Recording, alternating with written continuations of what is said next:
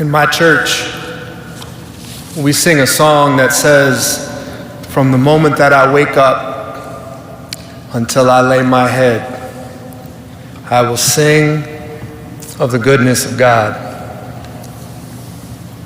I don't know how many people in here can say that. I know I can't. But my grandfather certainly can. From the moment that he woke up until he laid his head, his life was a testament to the goodness of God.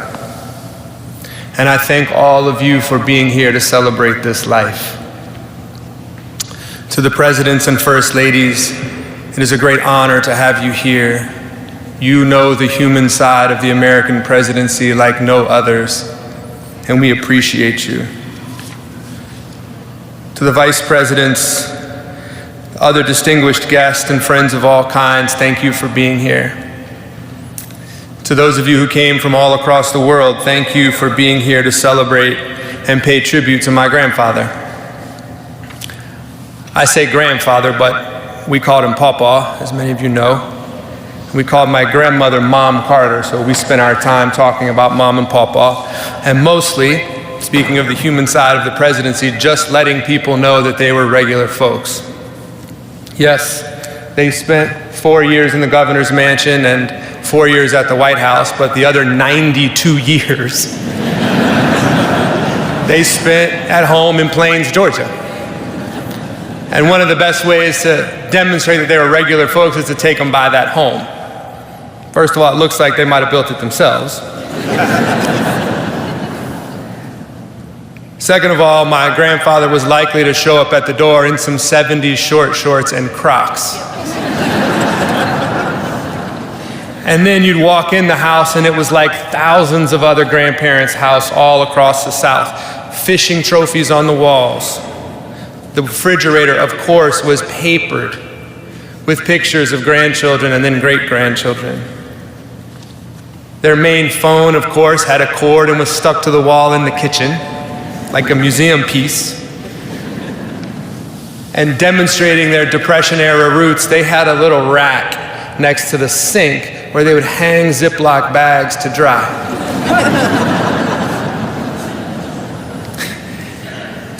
And demonstrating that they changed with the times, eventually he did get a cell phone, and one time he called me sort of early on in that process. And on my phone it said, "Papa Mobile." So I answered it, of course. I said, "Hey, Papa." He said, "Who's this?" I said, "This is Jason." He said, "What are you doing?" I said, "I'm not doing anything. You called me." He said, "I didn't call you. I'm taking a picture." It was a nuclear engineer, right? I mean, they were small town people who never forgot who they were and where they were from, no matter what happened in their lives. But I recognize that we are not here because he was just a regular guy. As you've heard from the other speakers, his political life and his presidency for me was not just ahead of its time, it was prophetic. He had the courage and strength to stick to his principles even when they were politically unpopular. As governor of Georgia half a century ago, he preached an end to racial discrimination and an end to mass incarceration. As president in the 1970s, as you've heard, he protected more land than any other president in history. 50 years ago, he was a climate warrior who pushed for a world where we conserved energy, limited emissions, and traded our reliance on fossil fuels for expanded renewable sources. By the way, he cut the deficit, wanted to decriminalize marijuana, deregulated so many industries that he gave us cheap flights and, as you heard, craft beer. Basically, all of those years ago, he was the first millennial. And he could make great playlists, as we've heard as well. Maybe this is unbelievable to you, but in my 49 years, I never perceived a difference between his public face and his private one. He was the same person no matter who he was with or where he was. And for me, that's the definition of integrity. That honesty was matched by love, it was matched by faith. And in both public and private, my grandparents did fundamentally live their lives in an effort, as the Bible says, to do justice, love mercy, and walk humbly with their God. Sometimes I feel and felt like I shared my grandfather with the world. Today is one of those days.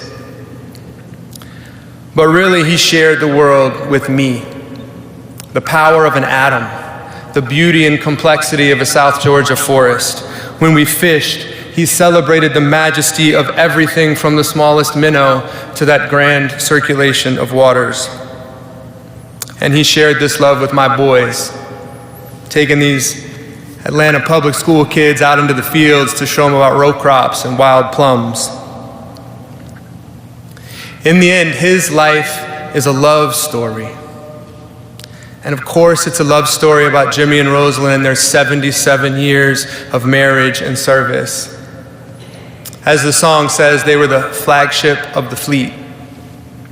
And rest assured that in these last weeks, he told us that he was ready to see her again. But his life was also a broader love story, about love for his fellow humans and about living out the commandment to love your neighbor as yourself. I believe that love is what taught him and told him to preach the power of human rights, not just for some people, but for all people. It focused him on the power and the promise of democracy, its love for freedom, its requirement and founding belief in the wisdom of regular people raising their voices, and the requirement that you respect all of those voices, not just some. That conviction made him a naval officer who believed and demonstrated, as you've heard, that the greatest power of America was not the military, but its values. And those values were personal to him, and he lived them both publicly and privately. As you heard Stu say, as president, he gave voice to dissidents, stood up to dictators, brought countries together in peace. His heart broke for the people of Israel. It broke for the people of Palestine, and he spent his life trying to bring peace to that holy land. And he talked about it at the dinner table. It was the same in public as it was in private. And for the last 40 years, as you've heard, he spent his time living out that love and that faith alongside the poorest and most marginalized people in the world. And that work, again, has been based fundamentally on love and respect. The Carter Center has 3,500 employees, but only a couple hundred in the United States. The rest are spread throughout the countries where we work: Ethiopia, South Sudan, Chad, Bangladesh, and all of the Carter Center's programs are based on a respect, that same respect for the power of regular people, even if they are in tiny villages miles from anywhere else. To give one example, we've all heard a lot lately about guinea worm disease. It's an ancient and debilitating disease of poverty, and that disease will have existed from the dawn of humanity until Jimmy Carter. When he started working on this disease, there were 3.5 million cases in humans every year. Last year, there were 14. And the thing that's remarkable is that this disease is not eliminated with medicine. It's eliminated essentially by neighbors talking to neighbors about how to collect water in the poorest and most marginalized villages in the world. And those neighbors truly were my grandfather's partners for the last 40 years. And as this disease has been eliminated in every village in Nigeria, every village in Sudan or Uganda, what's left behind in those tiny 600-person villages is an army of Jimmy and Rosalind Carters who have demonstrated their own power to change their world. And that is a fundamental truth about my grandfather. It begins where it ends.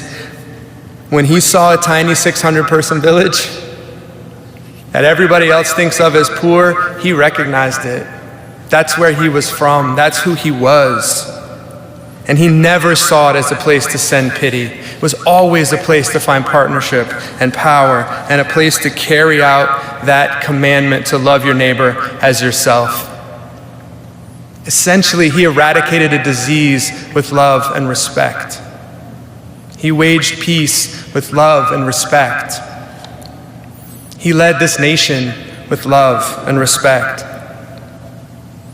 To me, this life was a love story from the moment that he woke up until he laid his head.